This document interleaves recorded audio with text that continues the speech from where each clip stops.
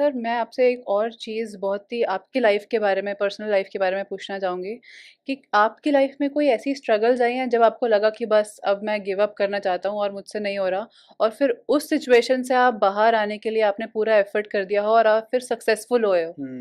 भयंकर ऐसे मतलब कहते हैं कि आप सफल बन ही नहीं सकते जब तक ऐसी सिचुएशंस नहीं आती। तो मैं रीसेंट अगर सिचुएशन की बात करूँ, तो हर साल या हर 2-3 साल में एक सिचुएशन ऐसी आती है जहाँ पे आपके फाइनेंसेस ऑफ ट्रैक हो जाते हैं, आपकी टीम ऑफ ट्रैक होने लगती है, या आपके कुछ इनिशिएटिव्स एकदम से चलना बंद हो जाते हैं।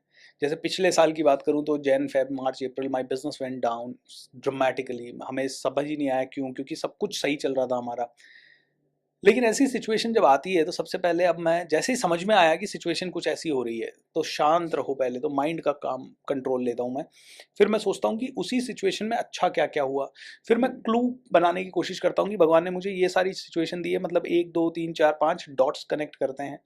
एंड उसके बाद कुछ ऐसा ड्रामेटिक करो कि सबसे पहले अपनी फिजिकल एनर्जी, मेंटल एनर्जी को चेंज करो। जैसे कि सुंदरकांड का पाठ मैंने करवाया, और सुंदरकांड का पाठ करवाते ही I was like boom, feeling lot of energy. फिर कार में रोज हनुमान चालीसा सुनना शुरू किया।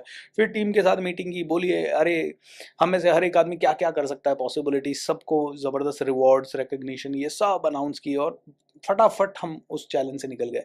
2017-18 में तो बहुत भयंकर सिचुएशन थी। सारे लोन्स सर के ऊपर से निकल गए। 8-8, 10-10 लोन्स चल रहे थे, सबकी ईएमआई बाउंस होने लग गई। एंड बिल्कुल ऐसे लगा कि अब बीएसआर खत्म हो गया है ना?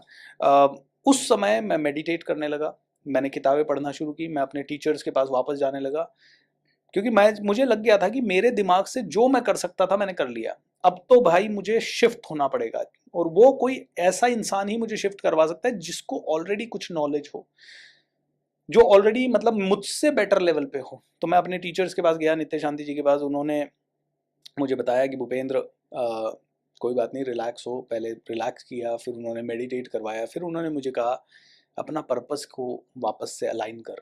और मेरा पर्पस था कि मैं कम से कम पैसों में ज़्यादा से ज़्यादा लोगों को ट्रेन करना चाहता था, ताकि लोगों को अवेयरनेस बढ़े।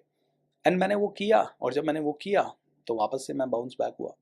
एक बार ऐसा हुआ था कि पूरी टीम छोड़ के चली गई थी 2013 में, एक साथ, वो भी 1-2 महीने के अंदर अंदर। And I was like what the hell! इतना सारा हमने बिल्ड किया था, इतना पैसा डाला था, इतनी एनर्जी डाली थी, लगा था कि अब तो हम पहुंच गए वहां पे जहां हमें पहुंचना था, और उसी समय हम कोलैप्स हो गए। हमारा एक मैनेजर था, उसने सारी टीम को लिया और दूसरा कंपनी खोल दिया।